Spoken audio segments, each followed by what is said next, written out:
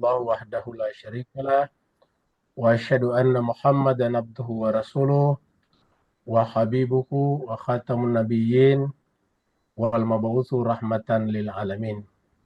Allahumma salli ala habibina wa syafina wa maulana Abil Qasim al-Mustafa Muhammad.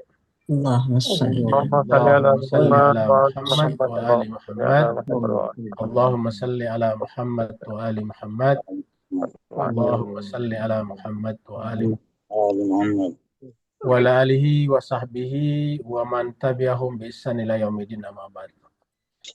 Masyiral muslimin rahimakumullah, kita bersyukur kita bersua kembali dalam keadaan sehat walafiat untuk pertemuan kita pada malam hari ini, pertemuan pertama di surat yang ke-21. Jadi malam hari ini kita akan belajar membaca dan tadabbur surat yang baru, surat Anbiya, surat ke-21, surat Al-Anbiya. Kita mulai pada hari ini ayat 1 sampai ayat 5. Bersama kita sudah ada Ustadz kita, Ustadz Safi Soleh, dan kita minta kepada beliau untuk membacakan kepada kita, untuk memperdengarkan kepada kita ayat-ayat Allah SWT di surat tersebut, surat Anbiya, surat 21, ayat yang pertama sampai ayat ke-5. Bagi jemaah yang ingin membaca kitab sucinya sendiri, dipersilakan membuka mushafnya, membuka bukunya, surat 21 ayat 1 sampai 5. Dan kepada Ustadz kita, Ustadz Safi Soleh, kita persilakan dengan segala hormat. Tafadhal Ustadz. Syukran Ustaz, syukran. Alhamdulillah. Assalamualaikum warahmatullahi wabarakatuh. Waalaikumsalam warahmatullahi wabarakatuh. Assalamualaikum warahmatullahi wabarakatuh. أعوذ بالله من الشيطان الرجيم. بسم الله الرحمن الرحيم. أعوذ بالله من الشيطان الرجيم. بسم الله الرحمن الرحيم.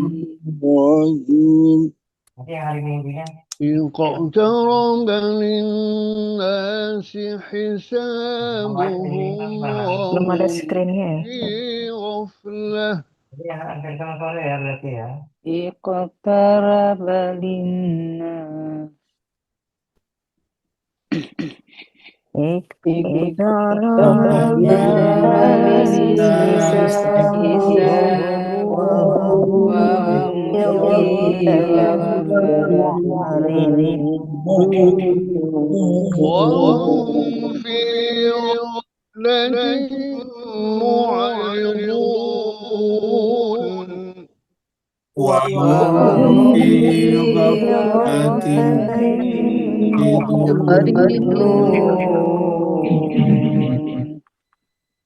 ما يأتيهم من ذكر من ربهم محدث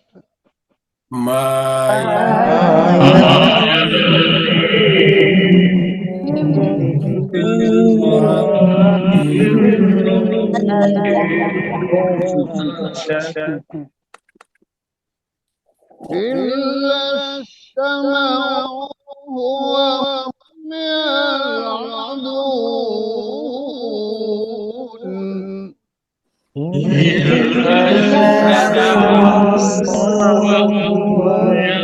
وهم يلعبون لا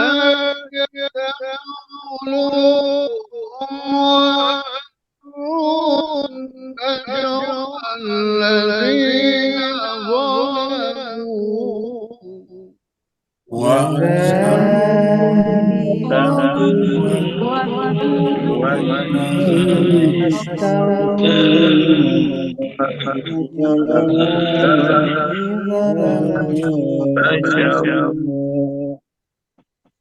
هل هذا بشر مثلكم هل هل هذا هذا إلا إلا بشر مثلكم مثلكم أفتأتون السحر وأنتم تبصرون أفتأتون السحر أنتم وأنتم تبصرون. تبصرون قال ربي يعلم القول في السماء والأرض قال قال ربي يعلم يعلم Belum ada di القول skripnya. في السماء والأرض وهو السميع العليم وهو وهو وهو السميع العليم العليم. بل قالوا أضغاث أحلام بل افتراه بل قالوا أضغاث أضغاث أحلام بل أحلام بل افتراه ترى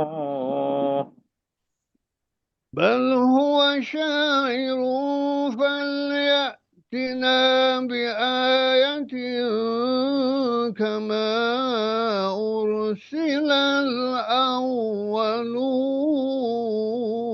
الأولون بل هو شاعر فليأتنا بآية كما أرسل الأولون صدق الله العلي العظيم صدق صدق الله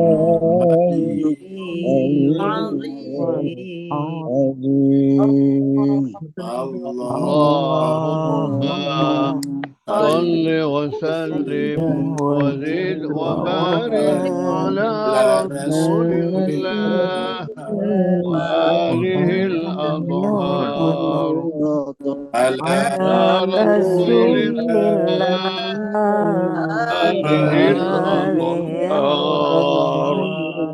اللهم صل على محمد وآل محمد اللهم اللهم صل صل. على محمد وآل محمد.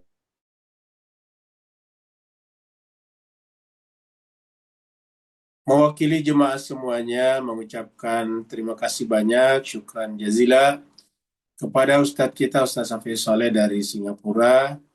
Semoga Allah SWT senantiasa memelihara beliau lahir dan batin, Amin ya Allah, amin, amin, memberikan amin. kesehatan agar selalu bersama dengan kita, Amin ya Allah, amin, bacakan amin. kepada kita ayat-ayat Allah SWT. Amin ya Allah ya Rahman. Begitu juga kepada jemaah sekalian yang telah ikut membaca ayat suci Al-Quran. Semoga dengan ayat-ayat yang mulia tadi, mukjizat terakhir tadi, Allah SWT memberkahi Amin, ya semuanya, mengangkat Amin. derajatnya, dan memudahkan seluruh urusan dan rezekinya. Amin ya Kita Allah. mulai surat baru, surat yang ke-21. Surat 21 adalah surat Al-Anbiya. Al-Anbiya adalah bentuk jama dari Nabi. Jadi Anbiya artinya Nabi-Nabi. Surat ini turun di Mekah, maka disebut dengan surat Makkiyah. Jumlah ayatnya 112 ayat. 112 ayat berarti kita akan berjumpa sekitar 22 kali. 22 kali. Kurang lebih. Mari kita mulai dengan ayat pertama. Ayat pertama berbicara tentang hisab. Hisab itu artinya hari perhitungan, bahwa ayat ini menjelaskan bahwa kita sudah berada di penghujung kehidupan. Jadi ayat ini menjelaskan kita berada di penghujung kehidupan, dan ini diperkuat dengan ayat lain yang mengatakan bahwa Nabi Muhammad kita itu adalah Nabi terakhir. Nabi Muhammad itu adalah Khatamul Anbiya, Khatamun Nabiyyin. Dia adalah Nabi terakhir. Jadi Anbiya jamak, ada juga jamak lain yaitu Nabi atau Nabiyun, seperti misalnya Khatamun Nabiyyin. Itu menggunakan kata bukan Anbiya tapi Nabi. Nabiyun, Nabiyyin. Jadi Nabi Muhammad kita adalah Khatamun Nabiyyin atau Khatamul Anbiya, Nabi terakhir. Maka otomatis tidak ada Nabi lagi, kan menunjukkan bahwa berada di akhir kehidupan. Ayat ini menjelaskan bahwa kita sudah berada di akhir kehidupan, dan yang dimaksud kehidupan di sini terutama seluruh kehidupan alam. Maka ayat ini datang, atau Al-Quran datang kepada kita memberikan peringatan bahwa kehidupan kita itu ada kehidupan dunia dan ada kehidupan akhirat. Sedapat mungkin kehidupan dunia ini selalu memberikan nilai ke akhirat. Jadi apa yang kita lakukan di dunia ini karena sementara, maka harusnya dia pindah ke akhirat. Kenapa? Karena akhirat itu adalah abadi. Bisakah apa yang kita lakukan di dunia ini pindah ke sini? Bisa. Melalui namanya iman dan amal saleh. Kalau kita beriman beramal di sini, maka dia lari ke akhirat. Dia nanti menjadi tempat peristirahatan yang abadi di sini. Nah, cuma manusia itu mempunyai dua masalah. Yang pertama, sering lalai, ghaflah, atau lahia. Yang kedua adalah suka berpaling dari kebenaran. Jadi sudah diberikan peringatan, tetapi mereka cenderung lalai. Padahal yang menyebabkan lalai itu adalah kehidupan dunia yang sementara. Jadi orang yang lalai karena kehidupan dunia sementara, maka pada saat ini tertipu karena ini adalah abadi. Maka ketika misalnya datang Nabi kepada mereka, lalu mereka berpaling, maka mereka rugi sendiri.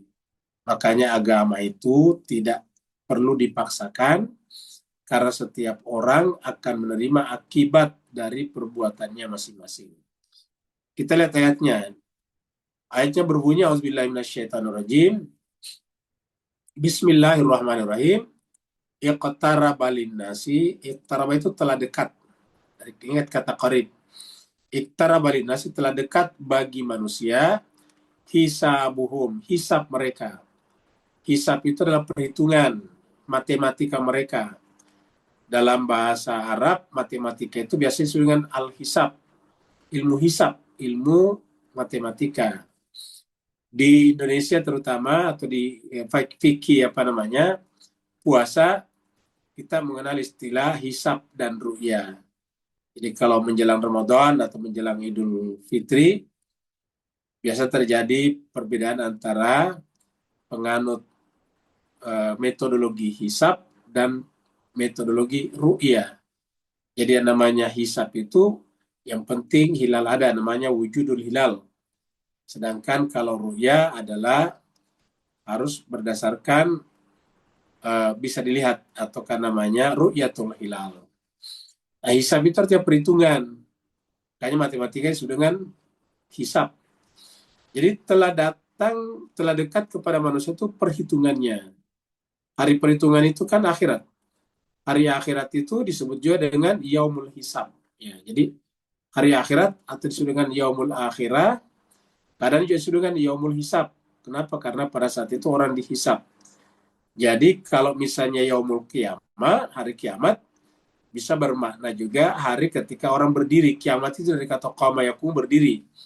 Ketika semua orang bangkit dari kuburannya, namanya yaumul qiyamah. Sedangkan disebut juga dengan yaumul akhir atau yaumul akhirah karena sudah terakhir. Kadang juga disebut dengan yaumul hisab karena dihisab. Ya, jadi nama-nama ini sesuai dengan sifatnya. Jadi kalau misalnya kita berbicara tentang perhitungan, maka disebut dengan yaumul hisab. Kalau kita berbicara tentang akhirat, keabadian, ya yaumul akhirah. Kalau kita berbicara tentang kebangkitan, ya namanya yaumul qiyamah. Jadi tergantung. Nah, sudah dekat sekali hari perhitungan itu. Wahnya di sini adalah kita artikan namanya wahal, sementara manusia mereka humnya kembali kepada manusia. Jadi humnya di sini, hum kembali ke sini. Jadi telah dekat bagi manusia itu hisabuhum, perhitungan mereka. Sementara mereka itu fi ghaflatin, berada di dalam kelalaian. Fi ghaflatin. Muridun, mereka berpaling. Jadi sudah dekat, sementara lalai. Nah, karena mereka lalai, akhirnya apa? Berpaling dari peringatan. Gafla, lalai, baru kemudian muridun, berpaling. Artinya tidak mau peduli dengan akhiratnya. Seakan-akan kehidupan itu hanya dunia saja. Jadi orang yang seakan-akan percaya, ataukah yang percaya bahwa dunia ini hanyalah yang terakhir, kalau ada akhirat, itu nantilah, kira-kira begitu, maka orang itu disebut dengan ghafla, lalai. Sehingga kemudian dia berpaling dari mempersiapkan diri menyambut hari akhirat. Lalai dari mempersiapkan diri menyambut yaumul hisab, yaumul qiyamah, yaumul akhirat. Jadi mereka lalai dari sana. Karena mereka ya lalai. Lalai dalam pengertian dianggap hari hisab itu, hari kiamat itu hanyalah merupakan ya sekedar cerita-cerita mitos saja. Cerita-cerita apa ya? Ya cerita yang tidak bisa dipercaya. Maka otomatis Al-Quran juga tidak dipercaya 100%. Mungkin dipercaya sebagian, tapi ditolak sebagian. Kita lihat ayat yang mirip di tempat ini. Kita lihat surat Al-Araf, surat 7, 185. Di sini Allah berfirman, awalam yanzuru, apakah mereka tidak memperhatikan? Yanzuru, perhatikan, fi malakutis samawati wal ard, di dalam kerajaan malakut langit dan bumi, wa ma khalaqallahu min syai', dan apa saja yang Allah telah ciptakan. Jadi langit dan bumi dan juga apa saja yang Allah ciptakan. Dari yang kecil seperti atom-atom, sel-sel, sampai yang besar, alam semesta. Wa'an, bahwa asa ayyakuna qadik taraba ajalhum. Mereka bisa menyaksikan bahwa boleh jadi ayyakuna sudah qadik taraba, sudah sangat dekat. Kata sangat dekat kita artikan dari sini sungguh-sungguh telah dekat. Sungguh-sungguh telah dekat kita bisa diartikan sangat dekat. Boleh jadi bahwa waktu mereka sudah sangat dekat. Waktu di sini bisa bermakna waktu kematian kita, tapi terutama di sini adalah waktu yaumul hisab, waktu hari akhirat. Jadi qadik taraba ajaluhum fabi ayyi hadisin ba'dahu yu'minun. Ini pesan daripada Al-Quran. Kalau mereka tidak percaya kepada Al-Quran, fabi ayyi hadisin, maka cerita, berita, informasi apa lagi selain daripada Al-Quran itu yang mereka mau imani, percaya. Jadi Al-Quranlah kitab yang paling otoritatif, yang paling terpercaya, berbicara tentang hari akhirat. Kenapa? Karena Al-Quran datang dari zat yang maha tinggi, yang menciptakan alam dunia dan alam akhirat. Ya, jadi Allah menciptakan, maka informasi tentang akhirat paling akurat dari Allah. Dan apa yang Allah sampaikan itu tertera di dalam Al-Quran. Maka ketika mereka tidak percaya, fabi ayyi hadithin, maka berita apa lagi atau berita mana lagi yang mereka mau percaya selain daripada Al-Quran. Jadi kata-kata badau selain daripada Al-Quran. Jadi artinya kalau Al-Quran sudah mereka anggap lewat, tidak dipercaya, ya terus apa lagi? Artinya bahwa Al-Quranlah yang paling otoritatif, yang paling sah, yang paling valid berbicara tentang akhirat. Maka ini pernyataan di sini. Kalau tadi kan pertanyaan, ini pernyataan. Bahwa telah dekat kepada manusia hari hisabnya. Jadi ayat inilah yang menjelaskan kepada kita bahwa satu, kita sudah berada di akhir zaman. Ketika kita berada di akhir zaman, berarti akan ada pemimpin tunggal di seluruh dunia namanya Khalifatullah fil ardh. Yang kedua, tapi kita mempersiapkan ke sana agar kalau kita tidak sampai, ya orang lain, anak cucu kita bisa mengarah ke sana. Karena kita ini, walaupun dikatakan sini iktaraba, tapi iktaraba pun juga bagi kita manusia itu adalah sangat mungkin tidak dapat. Katakanlah misalnya, yang namanya besok pagi kan sudah dekat. Besok pagi itu tinggal 12 jam dari sekarang. Tapi kita bisa saja tidak sampai besok pagi. Bisa saja sebentar malam tiba-tiba kita kena serangan jantung, atau kita kenapa-kenapa tiba-tiba meninggal dunia. Jadi bisa saja. Jadi dengan demikian, ada dua di sini. Yang pertama ini adalah iktaraba linnasi hisabuhum, hari hisab, tetapi tidak lantas kemudian kita meninggalkan persiapan-persiapan yang memungkinkan kita meninggal besok atau lusa. Ya, kata-kata iktaraba di sini kita tidak tahu kapan, bahwa boleh jadi kiamat itu masih 50 tahun lagi, 100 tahun lagi, karena kata dekat kaitannya dengan umur alam semesta itu kan jauh dalam pandangan kita. Alam semesta ini sudah berumur belasan miliar. Ya, di galaksi kita saja ini, Bima Sakti, diperkirakan umurnya sudah 13,5 miliar. 13, miliar tahun. Yang namanya 1 miliar itu adalah 1.000 juta. Yang namanya 1 miliar 1.000 juta. Yang namanya sejuta 1.000.000. 1.000.000 itu sejuta. Ya, jadi kalau 1.000 juta 1 miliar. 1.000.000, bayangkan kalau 1.000 tahun, 1 juta tahun. Nah, 1 juta tahun itu adalah 1/10-nya adalah 100.000. Ya. Jadi apa masih lama sekali kalau versi kita. Tetapi dalam pandangan alam semesta sudah dekat. Dengan demikian ada yang paling dekat lagi, yaitu kematian kita secara individu, secara pribadi-pribadi, dan karenanya jangan sampai kita lalai. Lalai dari apa? Kematian yang menyebabkan karena kita berpaling dari Al-Quran. Ya, kita berpaling daripada Al-Quran, ya kita tidak dapat panduan. Kalau ada yang berjalan di tengah hutan, baru tidak menggunakan GPS atau alat pemandu, alat navigasi, maka sangat mungkin dia tersesat di hutan dan bisa meninggal dunia di sana. Nah, begitulah juga dengan kita ini, kalau tidak menggunakan alat navigasi dalam kehidupan dunia, yaitu namanya Al-Quran, kitab suci, maka sangat mungkin kita hatinya juga mati, jiwanya akan mati. Ayat 2. Ayat 2 menjelaskan kepada kita bahwa ada yang mendengarkan Al-Quran. Ya. Tetapi mereka mendengarkannya sambil bermain-main. Kalau tadi sebutkan wahum ghafla, mereka lalai. Mereka mendengar tapi bermain-main. Apa artinya bermain-main? Tidak serius. Jadi bahasa tidak bermain-main itu kan tidak serius.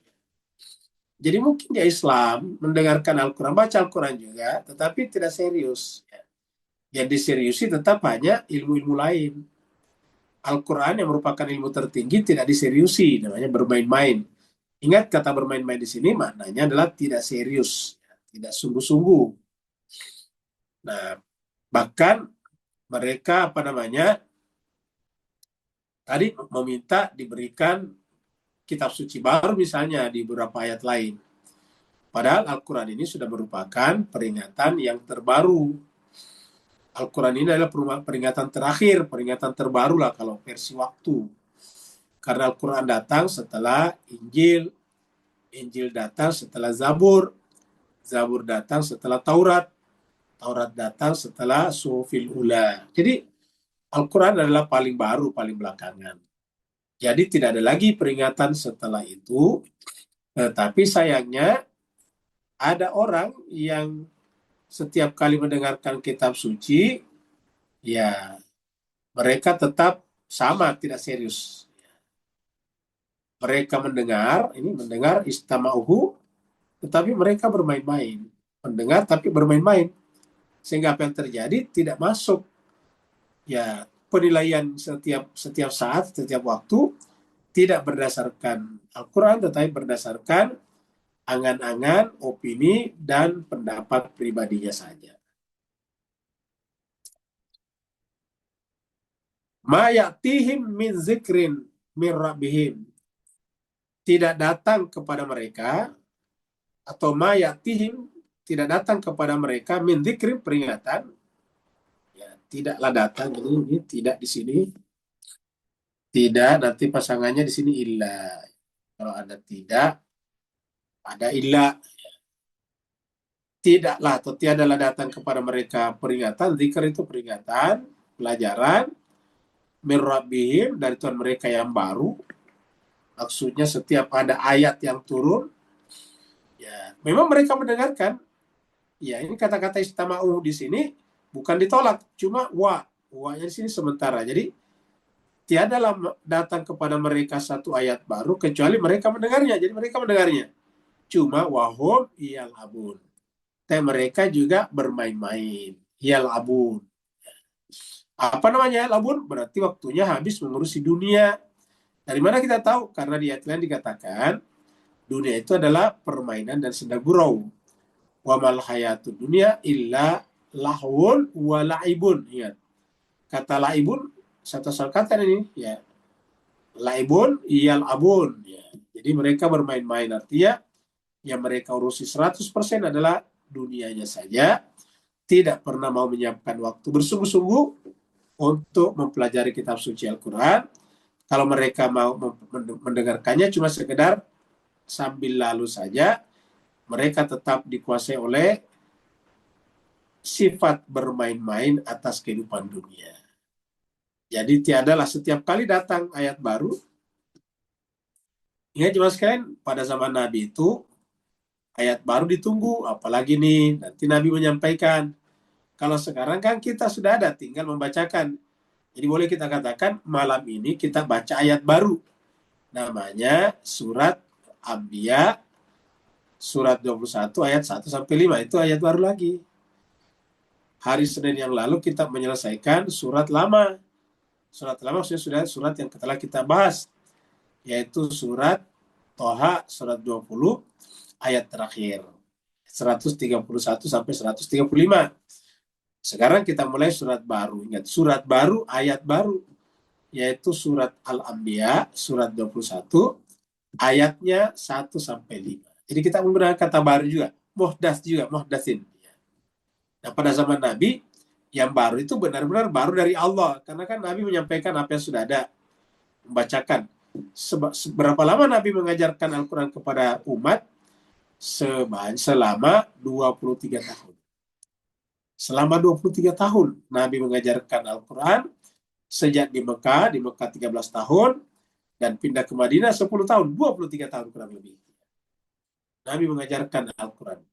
Tetapi setiap kali datang ayat baru, mereka mendengarkan ala kadarnya, sementara pikiran mereka hanyalah bermain-main saja. Kita lihat di sini surat Asy-Syu'ara, surat 26. Ayatnya 5, ayat 5. Sini Allah berfirman, wa ma ya'tihim min dzikrin. Ini ada maknya, di sini ada ilahnya juga nih. Ma illa. Wa ma ya'tihim min dzikrin minar rahman muhdatsin, ini sama. Dan tiadalah datang kepada mereka min dzikr, peringatan dari Allah, ini minar rahman muhdatsin yang baru, tiadalah datang kepada mereka peringatan baru illa kecuali kanu mereka anhu muridin, mereka berpaling ya. Kalau tadi itu di atas adalah berkenaan dengan Al-Quran, ini juga berkenaan dengan Al-Quran ya. Jadi tiadalah datang kepada mereka Al-Quran dari Allah yang Maha Pengasih, ayat baru, kecuali mereka muridin, berpaling. Mereka berpaling. Jadi kurang lebih sama juga tadi di sini. Ini adalah wahum yal'abun kalau di sini. Jadi wahum yal'abun. Kalau di berpaling ada juga di ayat 1 tadi. Gafla dan mu'ridun, berpaling. Tadi di atas tuh. Ya. Ini di ayat 1 tadi adalah gafla dan murid, lalai dan berpaling. Jadi artinya Al-Quran berkali-kali mengingatkan itu karena memang tidak sedikit di antara kita manusia ini yang bersikap seperti itu. Nah, di sini Allah berbicara tentang sifat atau karakter hati yang lalai. Hati yang lalai bahasa Arabnya lahiyata qulubuhum. Lahiya qulub, lahiya qalb. Lahiya qulubuhum. Jadi orang yang lalai hatinya, maka kemudian cenderung menyembunyikan sesuatu. Pembicaraannya rahasia, memiliki sifat zalim, kemudian tidak percaya kepada Rasul. Menganggap Rasul itu manusia seperti kita juga. Kalau kita lihat ini, katakanlah manusia biasa, ini adalah Rasul, sama saja. Bedanya mungkin pakaiannya, itu saja. Kalau pakaian kan tidak terlalu berpengaruh. Ya. Karena kerasulan itu bukan pakaian, tetapi isi kepala, isi hati. Bahkan mereka ini menuduh Nabi sebagai tukang sihir, bersihir. Nah, ini menunjukkan bahwa hati sedang bermasalah. Hati sedang lalai. Lahia taklum. Nah, kalbu mereka itu lahia, lalai. Ini yang berkali-kali Allah ingatkan dalam Al-Quran. Jadi lalai ini berkali-kali Allah ingatkan. Contohnya misalnya, ayat yang paling banyak kita hafal adalah takasur. Bismillahirrahmanirrahim. Al-haku. Al-ha itu dari kata lahia. Al-hakum ut-takasur. Al-hakum at-takasur. Ya. Berpikir terus-menerus memperbanyakkan harta benda duniawi, tidak untuk dikirim ke akhirat, itu membuat kalian lalai. Takasur, memperbanyak-banyakkan. Al-hakum takasur.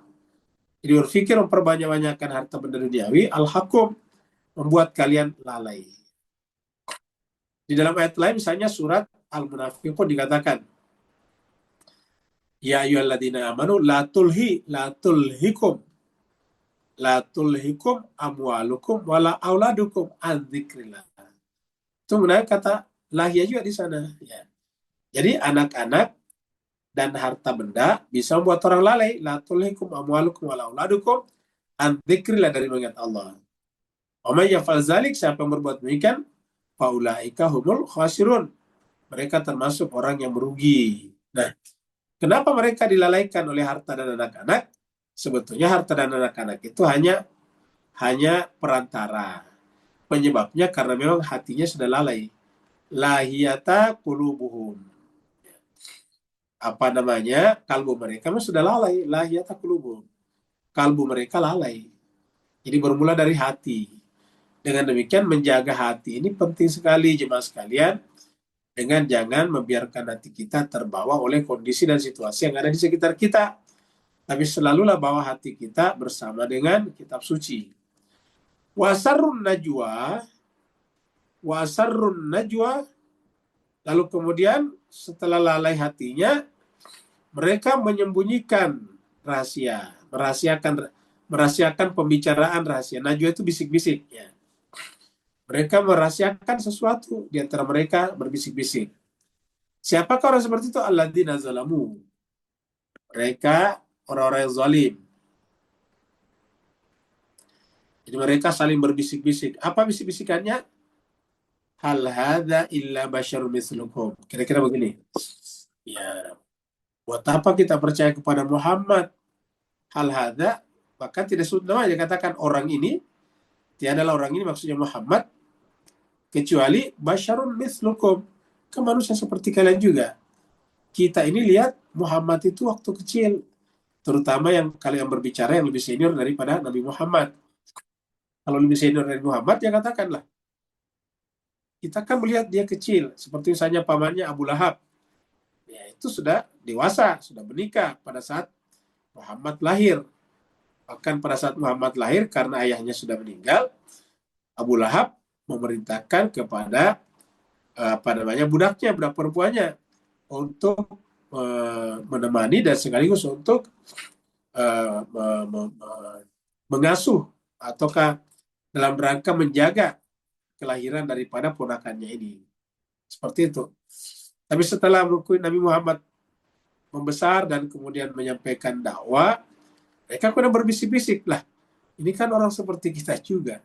Kita pernah menggendongnya dulu waktu masih kecil, berbicara seperti pembicaraan kita, makan sama dengan makanan kita, minum sama dengan minuman kita, tumbuh bersama dengan pertumbuhan kita. Basyarun, tidak ada bedanya dengan kita. Dia adalah basyarun, manusia, mislukum, seperti kalian. Karena dia adalah basyarun mislukum, karena Muhammad itu adalah basyarun mislukum, afatatuna sihra wa antum tubsirun. Kalau saya bahasakan, apakah kalian pantas datang kepada sihirnya Muhammad? Apakah kalian pantas mendengarkan sihirnya Muhammad? Apakah kalian pantas percaya sihirnya Muhammad? Wa antum tubsirun, sementara kalian melihat kalau dia adalah basyar.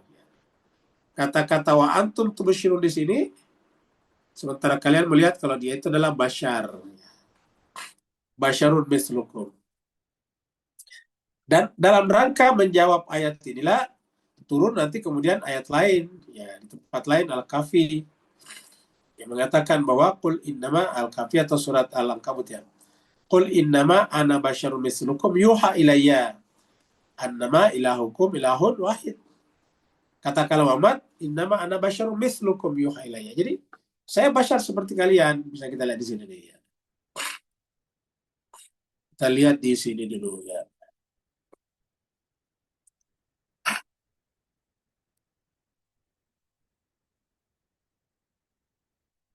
Surat Al-Kahfi ayat terakhir ayat 110. Katakanlah Muhammad, innama, hanya saja ana, saya ini basyar, ini basyar. Jadi Nabi tahu, ana basyar mislukum. Saya memang manusia biasa seperti kalian, maksudnya manusia biologi seperti kalian, mislukum. Bedanya adalah yuha ilayya, diwahyukan kepada saya, annama ilahukum ilahun wahid, bahwasanya Tuhan kalian Tuhan yang esa. Jadi itu sama-sama basyarun. Jadi katakan, hal hadza illa basyarun mislukum. Tiadalah orang ini Nabi Muhammad illa kecuali basyarun mislukum, manusia seperti kalian. Nah, jadi jemaah sekalian, ini yang terjadi sampai sekarang sehingga banyak orang yang tidak mau belajar dari agama. Sebetulnya bukan hanya Nabi, kita aja begitu.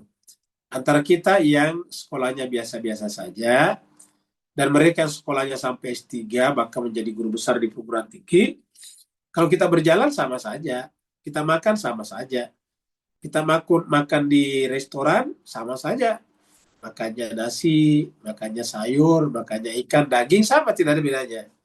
Makannya sayur-sayuran hijau, tidak ada bedanya. Ya, walaupun kita duduk berdampingan, makannya sama, tetapi apanya yang membedakannya? Yang membedakan adalah isi kepalanya, isi hatinya. Jadi kalau dilihat dari luar ya sama, basyarun mislukum. Makanya karena mereka tidak percaya, maka menganggap bahwa apa yang disampaikan Nabi itu adalah sihir belaka saja. Kata-kata itu besurnya, kalian melihat bahwa dia itu adalah manusia seperti kalian. Surat Thaha yang baru kita lewati, surat 20 ayat 62. Fanatanaza'u amrahum bainahum wa asarrun najwa. Fatanaza'u, mereka berbantah-bantahan berkenaan dengan berkenaan dengan Nabi Muhammad. Kalau ini berkenaan dengan Nabi Musa ini ya. Nabi Musa. Ini berkenaan dengan Nabi Musa dan Nabi Harun. Mereka orangnya Fir'aun berbantah-bantahan. Amrahum, tentang urusan mereka baik di antara mereka. Wasarrun najwa, dan mereka merahasiakan, menyembunyikan percakapan rahasia. Artinya apa? Mereka itu saling berbisik-bisik bahwa Harun dan Musa itu biasa saja seperti kita. Dia malah pernah tinggal di sini, kata Fir'aun. Pernah lama di istana kami di sini. Kami yang membesarkan. Dan itu diakui juga oleh Fir'aun, disampaikan oleh Fir'aun. Nah, jadi seperti itu. Jadi mereka berbantah-bantahan apakah ini Nabi atau bukan. Ya. Yang mengatakan bukan, itu kan manusia seperti kita. Yang mengatakan mungkin Nabi, ya tapi kok yang disampaikan itu ada benarnya, kurang lebih begitulah. Sehingga mereka fatanaza'u. Ya, mereka yang percaya kepada Nabi Musa dari dalam pemerintahan Fir'aun ada di dalam surat Ghafir, surat 40.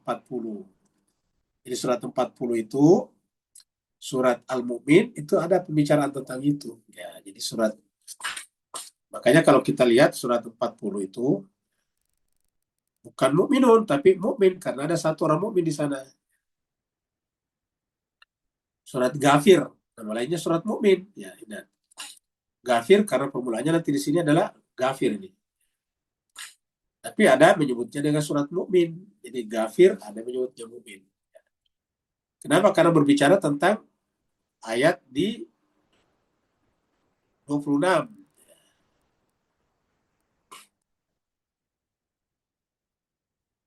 Di 26 ini 28 ya.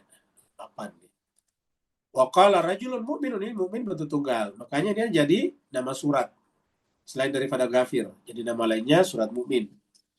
Ada surat Al-Mu'minun, surat 23, ada surat Al-Mu'min, surat 40. Nama lainnya surat Ghafir. Wa qala rajulun mu'min, dan berkatalah seseorang mukmin, yang seorang mukmin. Min ali Fir'aun, dari pengikut Fir'aun. Jadi kita selesai dari dalam pemerintahan Fir'aun. Yaktumu imanahu, yang selama ini menyembunyikan imannya. Yaktumu imanahu. Mereka menyembunyikan imannya. Nah, jadi ada kata-kata yaktumu imanahu. Nah, mereka ini terjadi fatanaza'u, mereka berbantah-bantah, mereka berdiskusi panas. Amran tentang perkara kedatangan Nabi Musa dan Harun. Mereka berbantah-bantahan bainahum di antara mereka. Tapi mereka tidak berani menyampaikan, karena apalagi kalau ketahuan sama Fir'aun, berbahaya kalau dia ada yang pro kepada Nabi Musa. Wasarun najwa, dan mereka merahasiakan pembicaraan itu.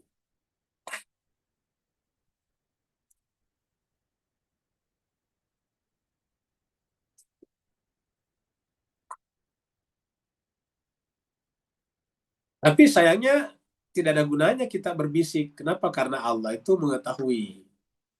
Jadi Allah itu adalah As-Sami, ini simbolnya telinga. Allah itu adalah Al-Alim, simbolnya adalah mata. Jadi Allah tidak ada gunanya kita bersembunyi kalau berkaitan dengan Allah. Maka ayat ini menjelaskan bahwa apa yang ada di langit dan di bumi itu adalah milik Allah semuanya. Kerajaan langit dan bumi adalah kerajaan Allah. Dan Allah mengetahui semua yang berlangsung di sana, baik dalam bentuk gerakan ataupun dalam bentuk kata-kata. Semuanya Allah ketahui. Di malam hari ataupun di siang hari, di dalam lautan, di tengah hutan, ataupun di atas planet-planet. Semuanya Allah ketahui. Qala, berkatalah Nabi Muhammad menanggapi tadi pernyataan mereka yang berbisik-bisik bahwa Nabi Muhammad itu adalah tukang sihir. Atau yang disampaikan Nabi Muhammad itu bukan kitab suci tapi sihir. Karena Muhammad itu manusia biologis seperti kita juga, kalian juga. Qala Rabbi, wahai Tuhanku, ya'lamul qawla fis sama'i wal ard. Nabi mengatakan, Tuhanku mengetahui al-qaul, perkataan. Jadi, apa saja perkataan? Al-qaul. Tuhanku mengetahui perkataan fis sama'i wal ard, di langit dan di bumi. Fis sama'i wal ard, di langit dan di bumi. Jadi di langit ataupun di bumi. Tidak tersembunyi. Kenapa? Wa huwas sami'ul alim. Karena dia Allah Maha mendengar lagi Maha mengetahui. Jadi kata mendengar itu berkaitan dengan suara, kemudian Maha mengetahui berkaitan dengan gerak, perbuatan, tindakan. Jadi kalau misalnya daun-daun jatuh, itu kan adalah pengetahuan melalui mata, penglihatan. Sedangkan kalau suara, pengetahuan melalui telinga kita manusia. Nah, apakah Tuhan bertelinga? Tentu tidak. Hanya ingin menjelaskan bahwa Tuhan tahu suara-suara yang berbisik tadi. Al-Alim, Tuhan tahu bahwa mereka itu bersembunyi dari manusia. Mereka berbicara rahasia, berdua, bertiga, berempat, tetapi Allah mengetahuinya. Mereka bisa bersembunyi, menyembunyikan gerakannya dari manusia, tapi tidak bisa menyembunyikan gerakannya dari Allah Subhanahu wa taala, karena Allah Subhanahu wa taala adalah As-Sami'ul Alim, Maha mendengar lagi Maha mengetahui. Jadi inilah jemaah sekalian berbahagia menjelaskan kepada kita bahwa tidak tepat untuk lari daripada Allah. Surat Furqan kita lihat di sini. Surat 25 ayat 6. Qul katakanlah Muhammad, Azzalahu, yang menurunkan Al-Quran itu ialah dia zat yang alladzi ya'lamu sirra fis samawati wal ardh. Dia mengetahui rahasia sir fis samawati wal ardh, di langit, bentuknya jamak, wal ardi. Jadi di seluruh lapisan langit dan bumi. Ya, jadi Allah mengetahui semuanya. Innahu, semuanya dia Allah kan adalah Ghafurur Rahimah, Maha Pengampun lagi Maha Penyayang. Artinya apa? Dia tahu kalau kita mungkin bersembunyi-sembunyi melakukan perbuatan buruk, tetapi yang tahu kita, dan ini hubungannya dengan Allah, maka kalau kita tahu kalau itu salah, kita datang kepada Allah. Allah adalah Ghafur Ar-Rahim. Allah Maha Pengampun lagi Maha Penyayang. Innahu kana Ghafurur Rahimah. Sungguhnya dia Allah adalah Maha Pengampun lagi Maha Penyayang.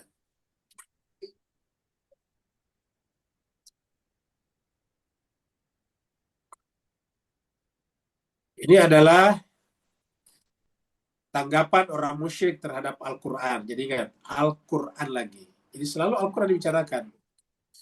Yang pertama, ya mereka ini memberikan tiga tanggapan atau tuduhan terhadap Al-Quran.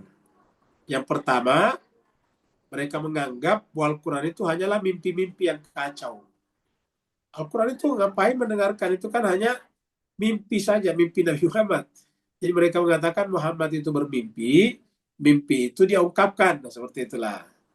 Dan mimpi itu sebetulnya adalah mimpi-mimpi yang kacau. Yang kedua, itu adalah dibuat rekayasa manusia. Iftarah, dibuat-buat, dirancang, direncanakan. Iftarah itu dibuat-buat, diadakan, dikarang. Kalau kita manusia kan ada mengarang buku, mengarang novel, mengarang roman, mengarang cerita. Yang ketiga mengatakan penyair. Jadi artinya apa ini? Macam-macam. Ada yang berpendapat cuma mimpi, ada yang berpendapat itu adalah dibuat-buat oleh Nabi, ada yang berpendapat itu syair. Kenapa ada yang berpendapat bahwa itu syair? Karena indah. Itu kan bersyair, kata-katanya indah, kalimat-kalimatnya indah, akhirannya bagus-bagus.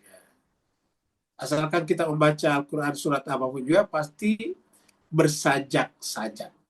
Ada sajak A, ada sajak AB, dan seterusnya. Itu bersajak-sajak itu. Sehingga mereka menganggap bahwa itu kan syair, Al-Quran adalah syair, lembar-lembar syair. Bagi mereka cocoknya itu diringi dengan gambus, kira-kira gitulah. Mereka meminta kalau memang Al-Quran itu dari Nabi Muhammad, bukan mimpi, bukan rekayasa, dan bukan syair, ya coba datangkan mukjizat. Mereka minta mukjizat. Bahkan mereka membandingkan, kalau Nabi-Nabi terdahulu kan ada mukjizatnya. Mana mukjizatnya Nabi Muhammad? Seperti itu. Bal, yang benar ialah kata-kata bal itu kan tadi menolak. Jadi mereka menolak Al-Quran itu cuma sihir. Al-Quran itu kan dibuat, padahal Nabi Muhammad saja yang buat, karena Muhammad itu manusia biasa seperti kita, basyarun mithlukum. Maka yang benar adalah qalu adghasu ahlamin. Mereka mengatakan bahwa itu adalah adghas, campur baur, kacau balau. Ahlam, mimpi. Ahlam itu mimpi. Jadi itu adalah mimpi yang kacau balau, mimpi yang campur aduk, mimpi yang centang perenang. Itu adalah mimpi yang tidak beraturan, mimpi kusut. Nah, gitulah. Yang kemudian ditakwil oleh Nabi Muhammad, menjadilah kitab suci. Yang kedua, bal iftara. Bal lagi di sini. Coba lihat. Setiap pendapat ada balnya di depannya. Bal, ini juga bal, ini nanti juga bal di sini. Artinya ada 3 orang berpendapat, 3 golongan. Golongan pertama mengatakan bahwa Al-Quran itu hanyalah hasil mimpi-mimpi mimpi Muhammad yang kacau balau. Persis kata Raja Mesir tentang mimpinya Raja Mesir. Nanti kita lihat. Jadi bal qalu adghathu ahlamin. Yang kedua, bal iftara. Dia mengada-adakannya. Iftara itu dibuat-buat. Kemudian ada lagi yang ketiga, bal huwa syair. Itu adalah syair. Nabi Muhammad itu penyair. Jadi yang pertama tadi adalah adghathu ahlamin, mimpi yang kacau balau. Yang kedua adalah dibuat-buat. Yang ketiga, Muhammad adalah penyair. Ya. Kalau memang tidak benar salah satu dari yang tiga ini, faliyatina bi ayatin, maka datangkanlah kepada kami satu mukjizat, kata mereka kepada Muhammad sallallahu alaihi wasallam. Jadi faliyatina, datangkanlah kepada kami bi ayatin, satu tanda. Buatkan kami satu mukjizat, atau datangkan kami satu mukjizat. Kama ursilal awal, sebagaimana juga diberikan kepada rasul-rasul terdahulu. Para utusan terdahulu juga diberikan seperti itu. Nah, jemaah sekalian, coba kita lihat kata-kata ini. Adghathu ahlamin. Bandingkan dengan surat Yusuf berikut ini. Surat Yusuf. Surat 12 ayat 44. Waktu raja bermimpi dan kemudian menceritakan kepada para penjabatnya bahwa saya bermimpi begini.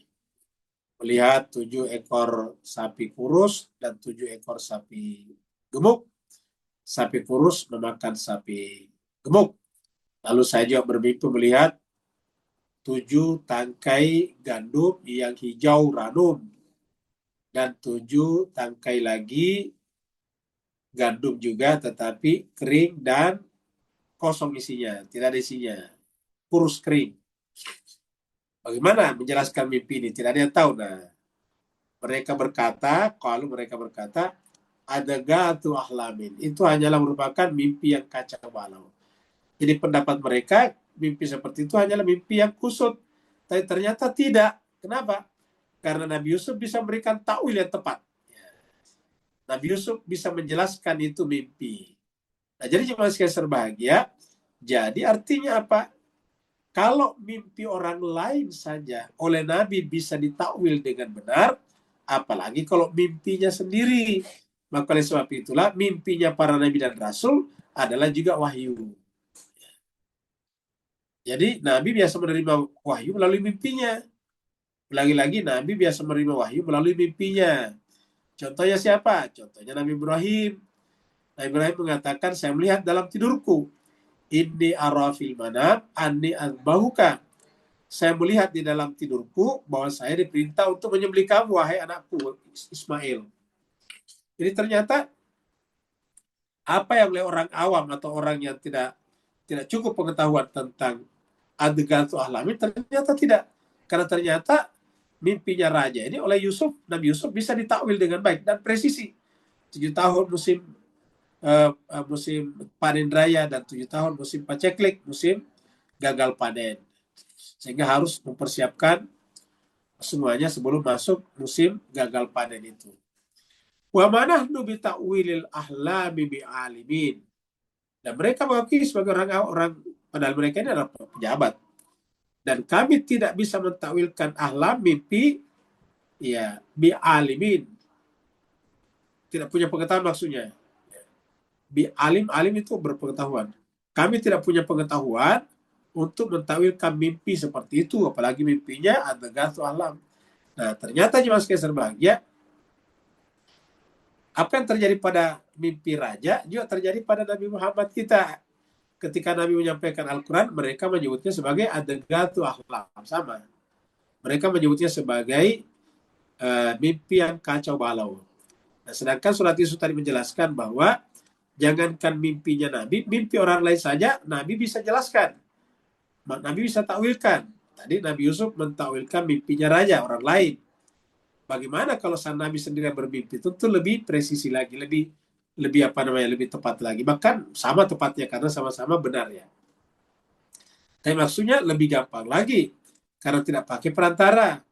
Kalau tadi mimpinya raja kan pakai perantara, diceritakan. Jadi ada orang menceritakan kepada Yusuf, wahai Yusuf, ini raja bermimpi seperti. Jadi artinya apa? Ada perantara orang yang bercerita. Kalau Nabi yang bermimpi kan tidak ada perantaranya. Artinya bahwa antara raja dengan Nabi Yusuf bisa terjadi kesalahan, yaitu perantara bisa salah dengar atau salah cerita. Nah, jadi inilah jemaah sekalian berbahagia Al-Quran. Jadi kenapa banyak orang kira-kira yang tidak begitu menseriusi Al-Quran? Ya, kalau kita bisa membelah anatomi jiwa mereka, maka kita menemukan sebetulnya hal yang sama. Buktinya apa? Kenapa banyak orang yang lebih suka banyak artikel koran setiap hari daripada Al-Quran?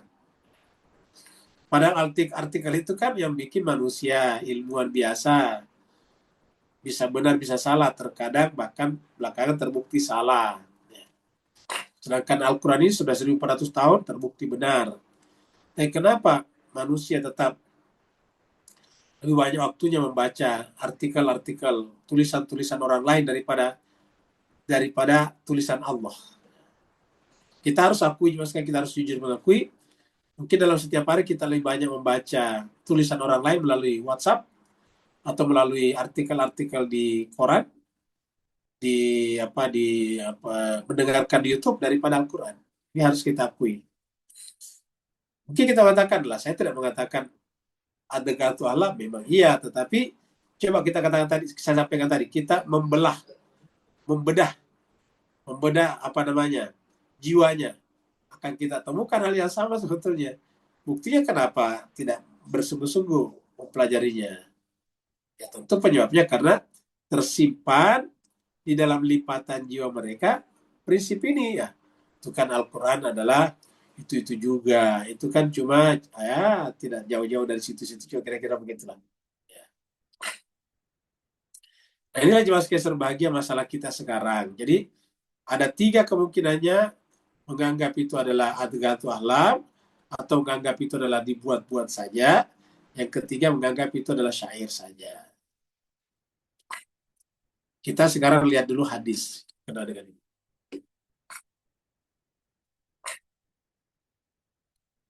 Hadisnya kita kasih judul Al-Anbiya, maksudnya surat Anbiya.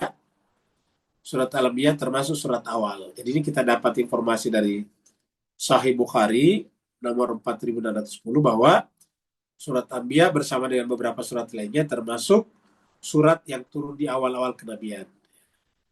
Ini adalah dari Abu Ishaq berkata, Sami'tu Abdurrahman ibn Yazid bin Qais. Abdurrahman bin Yazid bin Qais. Sami'tu mengatakan, saya mendengar Ibnu Mas'ud, jadi Ibnu Mas'ud, Abdullah Ibnu Mas'ud maksudnya. Saya mendengarkan Abdullah Ibnu Mas'ud, yaqul berkata, Fi Bani Israel, berkenaan dengan Bani Israel, berkenaan dengan maksudnya di sini surat Bani Israel, ya. Berkenaan dengan surat Bani Israel atau surat Al-Isra. Kemudian Wal Kafi, maksudnya surat Al-Kafi. Wa Maryamah dan surat Maryam. Wa Taha dan surat Taha. Wal Anbiya dan surat Anbiya. Jadi 3 di sini. Ada 4. Surat Bani Israel, surat 17. Surat Al-Kafi, surat 18. Surat Maryam, surat 19. Surat Taha, surat 20. Surat Al-Anbiya, surat 21. Berturut-turut ini. 17, 18, 19, 20, 21. Apa kata Abdullah bin Mas'ud yang terkenal rajin baca Quran ini? Dan suaranya bagus, merdu. Ingat, Nabi biasa meminta Ibnu Mas'ud membaca Al-Quran karena suaranya merdu. Kata Ibnu Mas'ud, innahunna, sesungguhnya semua surat-surat ini, minal itaqil ula, termasuk surat-surat awal turun. Itaq itu datang awal. Termasuk awal turun ataukah disampaikan Nabi. Jadi minal itaqil ula. Itaq itu artinya dilepaskan, diturunkan. Ingat kata-kata itqun minanar. Itqun minanar itu terlepas dari neraka, ini lepas turun. Yang paling pertama disampaikan Nabi. Jadi termasuk surat-surat pertama disampaikan Nabi adalah ini tadi yang 4 atau 5 ini. Bani Israel, Al-Kahfi, Maryam, Taha, dan Nabi. 5 ya. Wahunna min tiladi. Dan surat-surat itu juga dari dulu saya membacanya. Saya membacanya sejak dulu. Jadi Ibnu Mas'ud ini termasuk pembaca Al-Quran.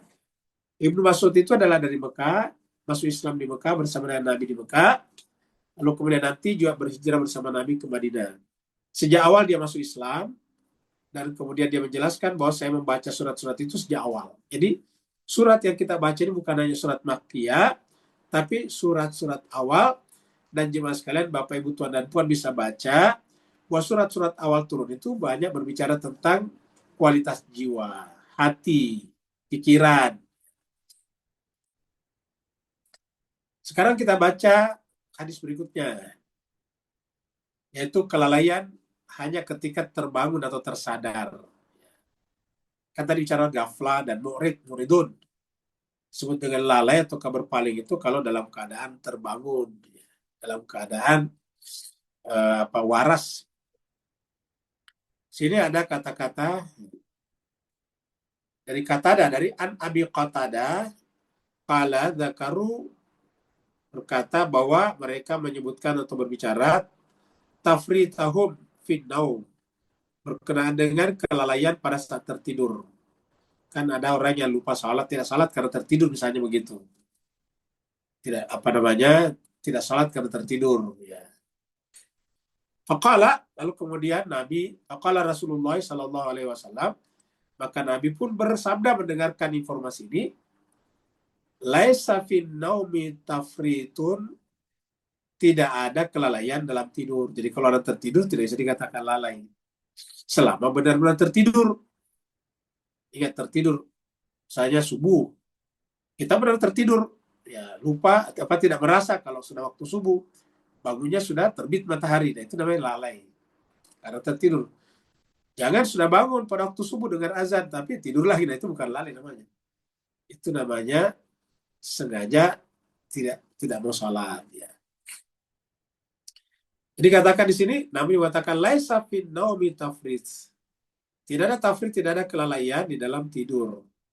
Innamat tafritu, hanya saja tafrid atau lalai itu fil yaqza, pada saat dalam keadaan terjaga. Fa idza nasiya ahadukum shalat, apabila salah seorang di antara kalian lupa salat,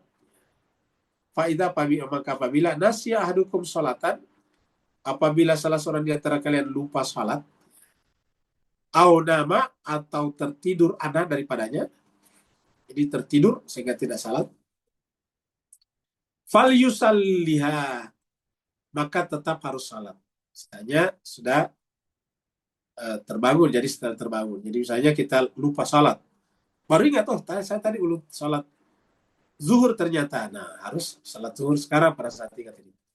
Fal yusalliha idza dzakaraha, maka hendaklah dia salat begitu dia mengingatnya atau ketika dia mengingatnya.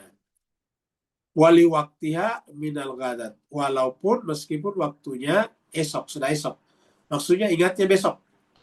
Seperti tadi misalnya kita tertidur, pulas, bangunnya jam 7 pagi. Nah, berarti sudah esok namanya. Maka pada saat itu juga, esoknya itu maksudnya boleh salat subuh. Kenapa? Karena lalai namanya. Jadi jangan karena merasa sudah jam 7 waktu salat subuh lewat, gak mau salat subuh lagi. Gak boleh. Kenapa? Ya bagi dia waktu salat subuhnya jam 7. Kenapa? Karena baru terjaga, baru bangun. Itu yang disebut dengan lalai. Maka dikatakan innamat tafritu fil yaqzah fa idza nasiya ahadukum salatan aw nama anha falyusalliha. Apabila dia sudah terbangun atau ingat, maka dia harus salat. Wali waktiha minal ghadat, walaupun waktunya sudah esok. Esokan hari. Sekarang kita lihat secara garis besar. Dari 5 ayat yang kita baca ini berbicara tentang hari perhitungan, ya, tentang hari perhitungan. Tadi disebut dengan hisab. Cuma sayangnya banyak manusia yang lalai, hatinya terlena. Kemudian ada juga yang mendengar tetapi sambil bermain. Ada yang mendengar Al-Quran tapi sambil bermain. Jadi lalai juga. Kemudian ada juga bahkan menuduh Al-Quran atau apa yang dibawa Nabi Muhammad itu adalah mimpi yang kacau, rekayasa atau dibuat-buat. Bahkan itu adalah bacaan syair. Nah, sekarang kita lihat bagaimana mengobati hati yang lalai ini. Jadi hati yang terlena atau hati yang lalai, bagaimana caranya kita mengobati. Jadi hati yang terlalai ini.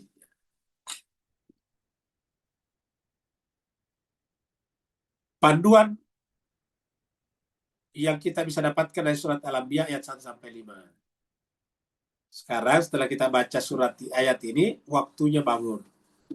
Waktunya kita menyadari tentang pentingnya Al-Quran dan mempersiapkan hari akhirat. Memahami anatomi kelalaian manusia langkah demi langkah. Kita lihat. Pesan klasik yang tak lekang waktu. Pesan klasik yang tidak habis dimakan waktu. Yaitu bahwasanya ya surat Anbiya ini adalah salah satu pesan peringatan paling awal dari kenabian ya, yang dirancang untuk membangun kesadaran manusia. Sahabat Ibnu Mas'ud memberikan kesaksiannya bahwa surat Bani Israel, Al-Kahfi, Maryam, Toha, dan Anbiya ini surat-surat pertama yang diturunkan. Maksud hadis riwayat Bukhari 4610. Langkah pertama, ini kan langkah pertama. Dengan membaca ayat ini berarti alarm sudah berbunyi. Peringatan sudah berbunyi bahwa kita sudah dekat. Waktu kita terus berjalan menuju titik akhir. Setiap kita berjumpa di sini, bertambah waktu kita, bertambah umur kita. Namun kita sering menekan tombol snooze. Bapak, Ibu, Tuan, dan Puan ingat snooze kalau kita memasang alarm dan masih malas bangun, biasanya di tombol snooze dipencet gitu. Sehingga berhenti berbunyi. Kenapa? Karena terlalu sibuk dengan urusan duniawi. Terlalu sibuk dengan urusan duniawi. Lihat tadi di atas ini nih. Ini tadi nih. Tadi di sini nih. Ya. Oh sorry, di atasnya lagi nih. Ini, ya ini. Lihat ini. Ada handphone, ada televisi, macam-macam ini. Jadi kita dikepung oleh teknologi yang membuat kita lalai ya, seperti itu.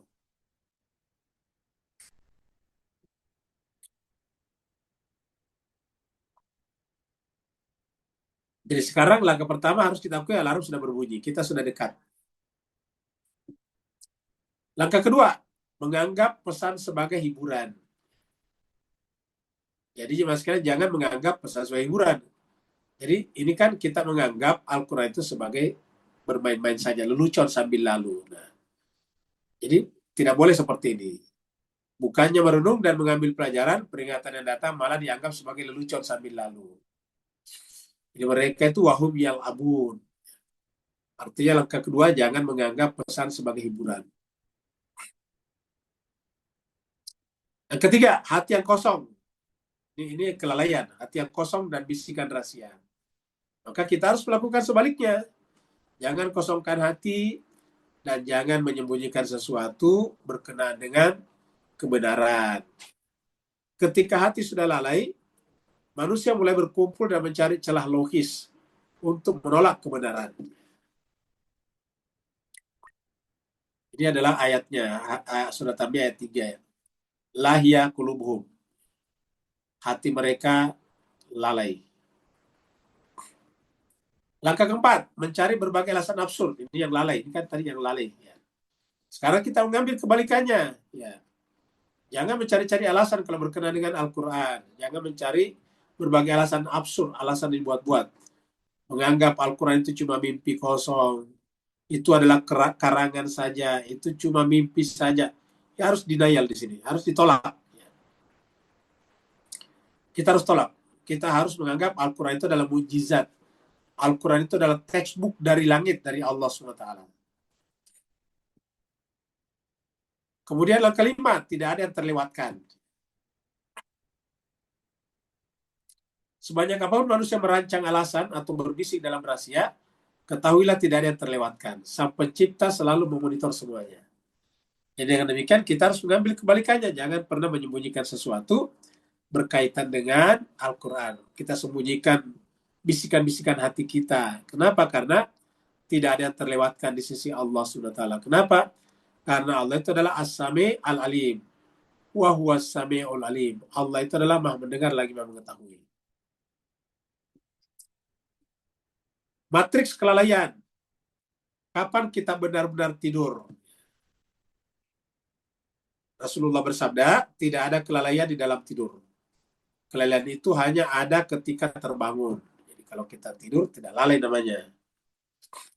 Nah, jadi kita lihat sini jemaah sekalian, ada dua kondisi, tertidur dan terbangun. Sleep dan awake. Ya.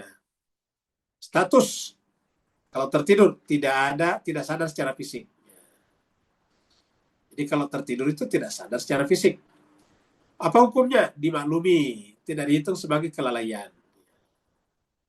Solusinya, jika lupa salat atau tertidur, maka hendaknya ya salat ketika mengingatnya. Jadi tidak berarti kalau kita tertidur, salat lewat, nggak usah diganti, bukan. Harus tetap salat ini. Begitu mengingat, harus salat.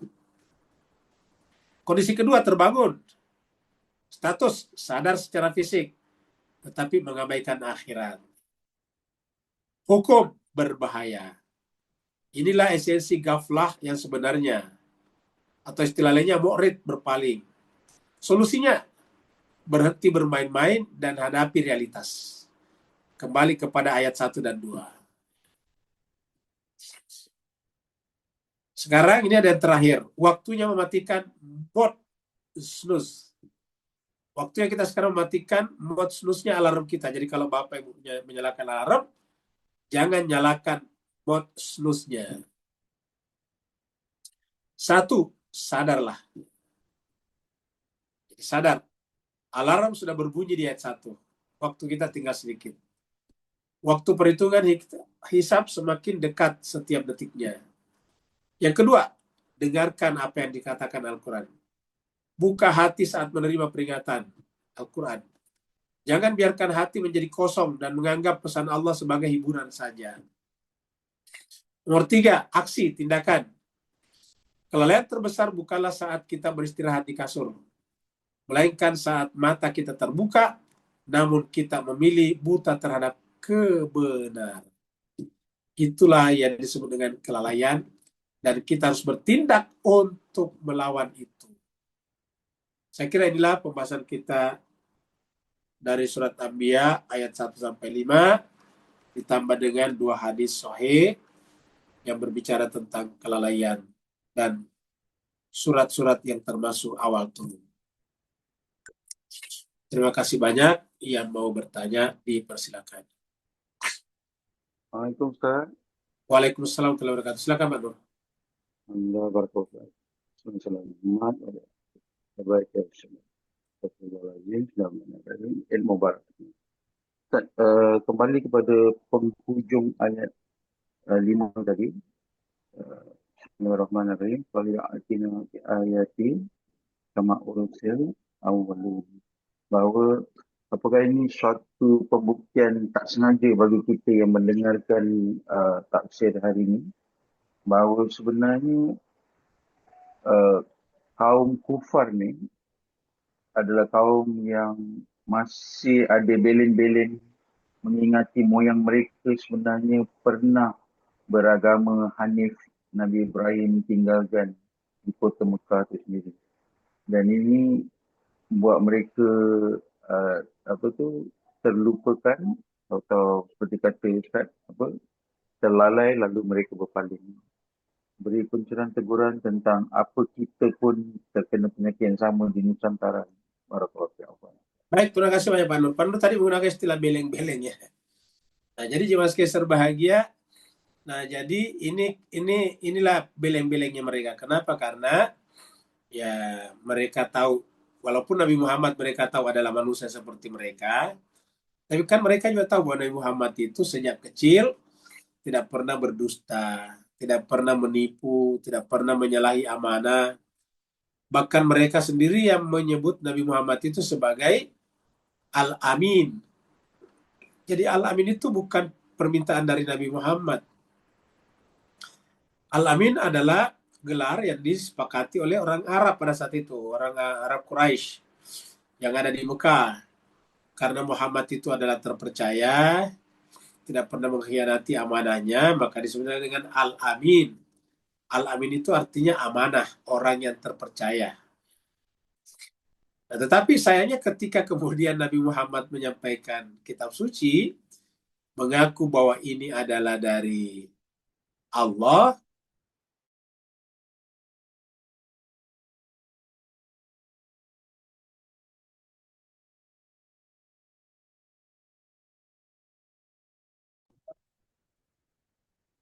Suaranya hilang ya? Ya, suara Ustaz hilang. Suara Ustadz hilang ya? Bu Ya, Ayu. Bu. Ya, hilang, Bu. Hilang.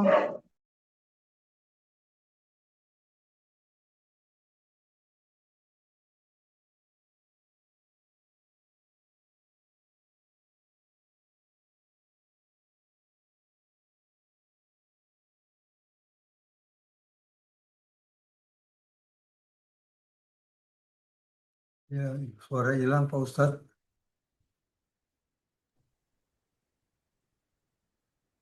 Iya, hilang. Iya, iya, iya. Jaringannya lagi.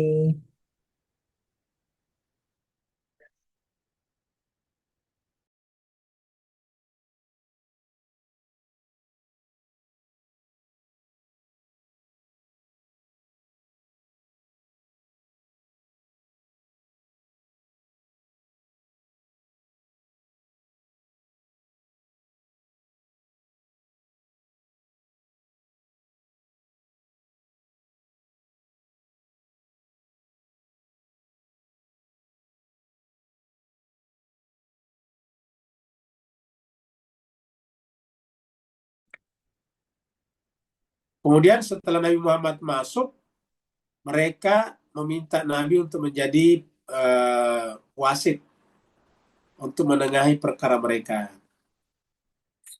Lalu Nabi mengeluarkan selendangnya, lalu kemudian meletakkan batu itu di atas selendang Nabi, baru kemudian semuanya mereka diminta untuk memegang selendang itu, mengangkatnya rame-rame ke atas, nah seperti itu.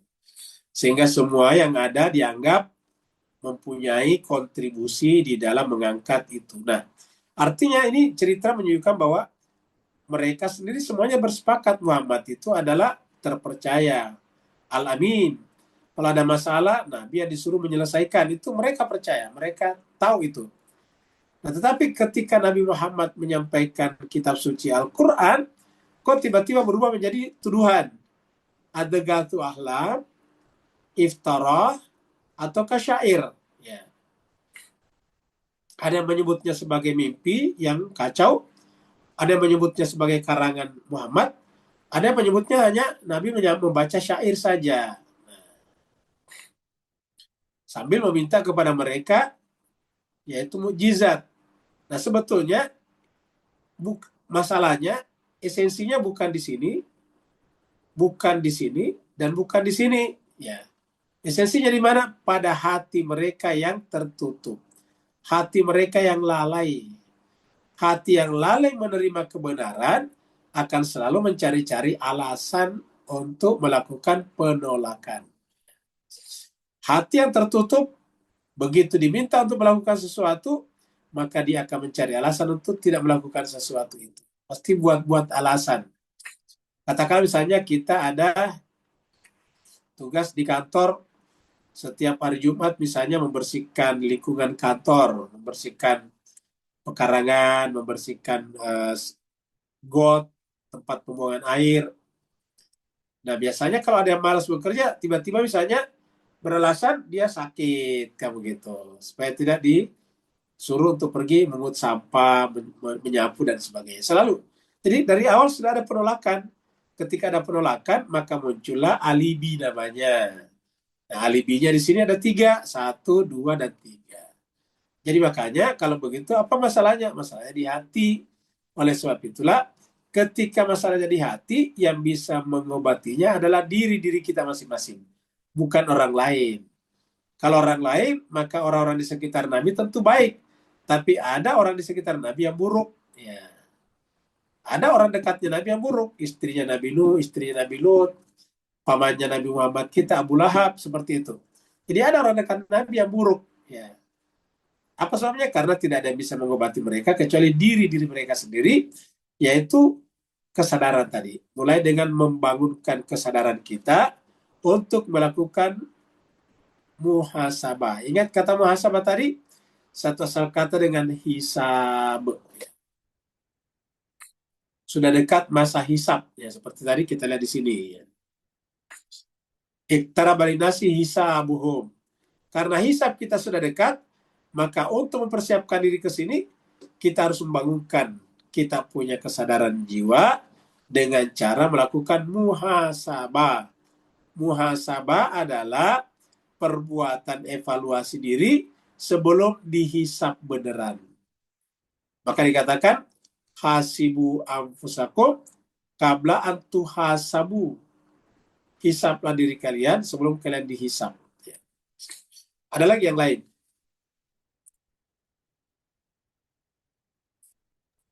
Kalau tidak ada berarti kita akhiri sampai di sini. Terima kasih banyak atas perhatian Bapak Ibu sekalian. Mohon maaf atas segala kekurangan. Wal afu minkum. Wassalamualaikum warahmatullahi taala wabarakatuh. Waalaikumsalam.